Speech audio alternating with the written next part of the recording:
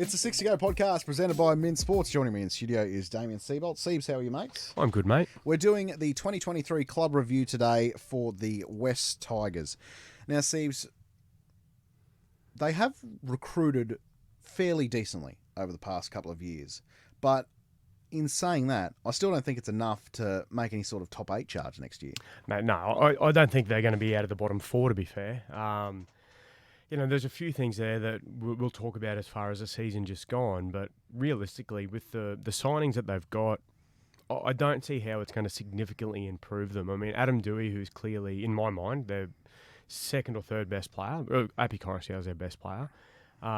He's coming off another ACL injury. Who knows when he's going to be back? He might not even play this year. Exactly right. So, and if he does, it's not going to be till later in the year. They've bought Aidan Caesar.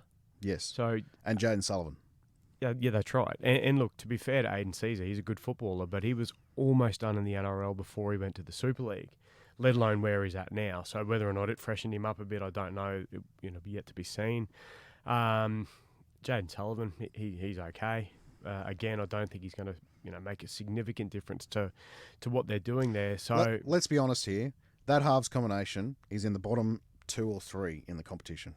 Yeah, really. I agree, mate. I do. I really agree. And that's I'm trying not to be too critical, but that's reality. That's where they're at. And again, during the week, I've seen that things have got bad there at the moment where Nofoaluma's not even turning up to training because again, believe what you read or not, but something along the lines of he's not getting the support he needs because he come back not as fit as he should have been. And whether that's on the club or whether that's on him taking some ownership and, not looking for an excuse, he probably needs to have a look in the mirror and work a bit harder instead of going with the they're picking on me attitude. But there's obviously things there that aren't right at the moment. If you told me that it's a way to get him out of the club, then I would absolutely believe that, the way that he's going at the moment. And I would actually be surprised if he's there in round 1. I agree, mate, but who's going to pay $500,000 for Nofoaluma now? No one, but I think sometimes it might just be I want out. The West Tigers, they've been a basket case for years. And when he went to Melbourne for that 6 weeks a couple of years ago, he became the Nofoaluma from 5 years ago again, didn't he? Yes. And so maybe it is just a change that he wants in his career, because I think he's still a good player and he can add value to somewhere. When he went to Melbourne, he was very, very good for them. He adds that yardage game, doesn't he? He does. And I look at someone like South Sydney and I say, hey, he could really help you guys. Like, that could be a perfect fit there. As far as getting out of the backfield and producing some metres there. So, look, he might just want a change. But, look, there is a couple of bright spots for the West Tigers. Dream Buller had a really good year. He's excellent. He is. He's one of those blokes that comes around every few years where immediately. In an average team, in his first or second game, you could see straight away that kid's good. So that's exciting for them. And I think he's signed long term as well, hasn't he? Yes, he's just signed long term. Years. Yep.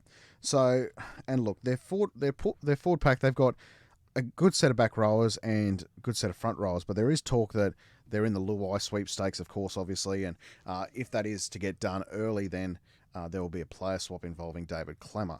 So to lose him, look, if you're the West Tigers, would you go down this route of trying to acquire Jerome Luai at a price that's going to be north of 1? Yeah, they need a circuit breaker. Something's got to happen there to try and reinvigorate the squad, the team. Luai's elite. He's an Origin player. He's a multiple premiership winner. He's proven that he can win games without Nathan Cleary, because when Cleary's not playing, Penrith still win. So, and Luai's there. So he's the common denominator. It's, especially in Queensland, it's like a game to bag Luai or pretend that you don't rate him. Anyone who thinks that he's not a good footballer doesn't actually watch footy. So it's as simple as that.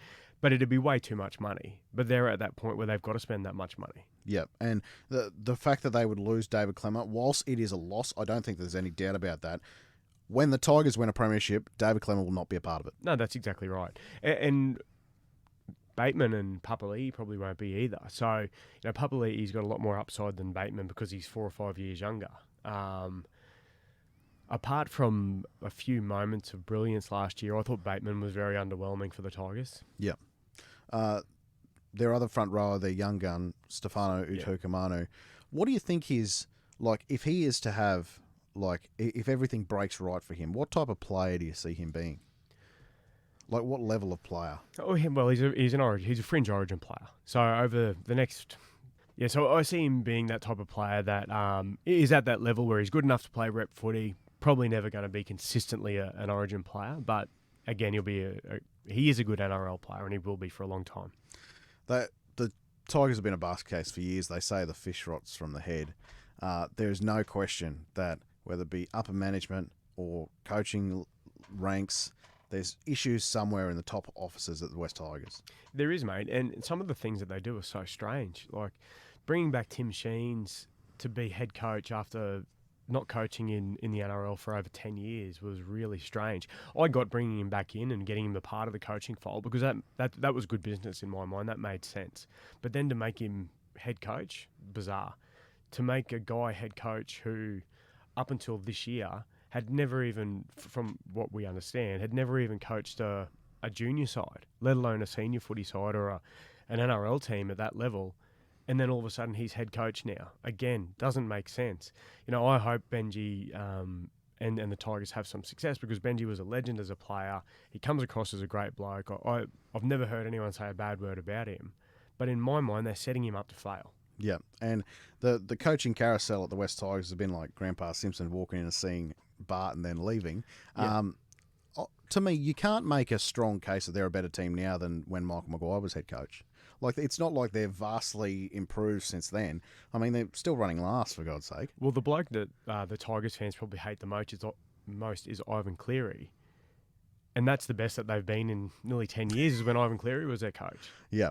And, they've gone through so many. Like, Mick Potter's another one. He was there for a little stint. Yeah. And, Jason Taylor. Jason Taylor was there for a stint. And so, like, all these guys, like, I don't think all these guys have forgotten how to coach or don't know how to coach. Yep. Like, there is some systemic problems at West Tigers. And, look, let's call a spade here. Lee Hadjipantelis is on the board.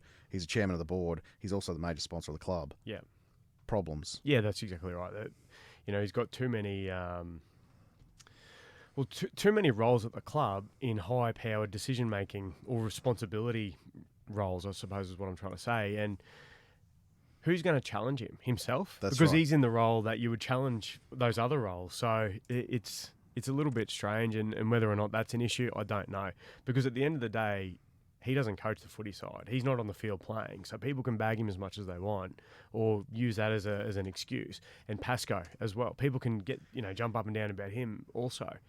Have whatever opinion you want, but he's not on the field. Yep. He's not out there taking hit-ups, dropping the footy, missing tackles. The West Tigers situation at the moment reminds me of in the NFL when the owner gets too involved. The owners are always powerful businessmen worth billions of dollars, and then all of a sudden they know football. So, for example, David Tepper from the Carolina Panthers has hired 5 coaches in 5 years and has been a basket case ever since he took over. Yeah. Jerry Jones every now and then butts his head in and makes some decisions at the Dallas Cowboys, which are rubbish, and that's why they haven't... So true, mate. You look at just because Bill Belichick could do it or Pat Riley could do it, how many teams think that they can get a head coach in that all of a sudden becomes in rugby league terms, the head of football and the recruitment manager and head of recruitment and pathways, and they do everything. And, obviously who's holding them accountable? Who's questioning the decisions that they make? That's right. If we look ahead to 2024, what is a success for the West Tigers? So back-to-back wooden spoons, I would have to think if they get anywhere above 15th, we're making progress here. Yeah, that's true. But it's hard. It's a tough comp. There are so many good footy sides, and there's so many teams from 5th or 6th down to 12th that are legitimate top 8 sides that are going to only get better. So those bottom 4 sides, they're going to have to get significantly better just to push up the table, let alone not be in the bottom couple again. So or make the 8. I don't see it happening. We spoke to your brother, Anthony, in the last podcast with the Manly review, and he mentioned that they are in that cluster of teams at the moment. They're trying to find a point of difference to get ahead. Well, there is that cluster of teams from, let's be honest, the 3rd best team to probably the 12th, that there's not much in between those teams. But then when you go below 12th and 13th, there's such a there's a clear gap again to those bottom couple of teams that really aren't just looking for a point of depth. They're looking for depth in the squad and talent overall. It's so true. And you think of the Bulldogs over the last few years, they have emptied their bank account to try and make improvements. They haven't. And they're not terrible. They've improved a little bit, but they're still not a good footy side. They're still nowhere near making that top 8. The Tigers are the same. The Dolphins, in my opinion, are going to be the same. The Dragons are the same. Well, the Dogs have gone out and thrown a dart at a couple of potential circuit breakers in combining Matt Burton with Stephen Crichton will make a difference too. Yeah. But let's be honest, over the past 10 years, the best the Bulldogs have played is when Dean Pay was coach. Now, they were still losing a lot of games, but they were putting in every week. There are some weeks that you think these clubs don't even try. The Cowboys this year were running like bustards, and they put 70 on the West Tigers. Well, the bottom 4 sides, let's go bottom 5. Dolphins, Titans, Dogs, Dragons, and Tigers, who we're talking about today. Do you realistically see any of those teams getting out of that bottom 5? I think the Titans have a chance. Yeah. But again, I think you answered the question by the way you hesitated and had to think about your answer. Well, look, if I was going to... It's a chance. If I was going to put money on any of them, it would be the Titans. Yeah. I think Des Hasler certainly adds a lot. And also, I think there's some foundational pieces at the Titans that are a lot better than the other clubs. Whereas, no, I wouldn't put money on any of those other clubs getting out of the bottom 4. Because you've got to think, teams have got to fall away as well as teams improving. And from the top 8, I don't see the Warriors, Knights and Raiders being top 8 teams again. I just don't. The Warriors potentially could be thereabouts. The Knights could be thereabouts if Ponga cuts loose again. But the Raiders, Raiders could fall into that bottom 4 or 5. So that could be an opening there for one of those sides to jump up the table. Yeah, and you're so right. If we look at the ladder from last year, so I think Manly, and they finished 12th. Yeah, that's right. I think they're a top 4 team. So the difference between the third best team and the 12th best team isn't a whole lot. Well, that's right. And I think, as you said before, when we were talking to Anthony, he even mentioned it, 2 Golden Point losses, or a Golden Point draw and a Golden Point loss. A little bit of luck falls their way. They finish 6th, and just looking at the table, that makes sense. Yeah. So, look, it's a mighty task for West Tigers, but the West Tigers need to look at it as if they're competing with those other 4 clubs, right? They need to almost think of it as a bit of a mini draw. Can they progress further than those other clubs? And, look, I'm certainly not... I wouldn't stake anything on them getting out of the bottom spot because it is such a tough competition, and I don't know if the improvements that they've made, particularly on the coaching side, is going to equal the improvements that the Bulldogs have made. And you just know that every time they play the Dragons, Benji is out coached straight away by Shane Flanagan. There's an automatic mismatch. Yeah. So, and then you look at the Bulldogs, they've recruited very heavily this off-season. Dolphins have Wayne Bennett and the Titans have Des Hasler. So they're walking into every game either undermanned or severely outcoached. The Tigers, for me, will be a team that, it wouldn't shock me if they beat a Brisbane and Panthers next year, but they'll get hammered by the teams around them. Yes. That's the type of... They'll jump up and jump out of their skin and have a few upsets and beat some teams they shouldn't. But I can see them copping some really big touch-ups during the year. Predictions for the Tigers for 2024? Bottom 2. I agree. That's our wrap of the Tigers for 2023, and that's the 60 Go podcast presented by Mint Sports, and that is full time.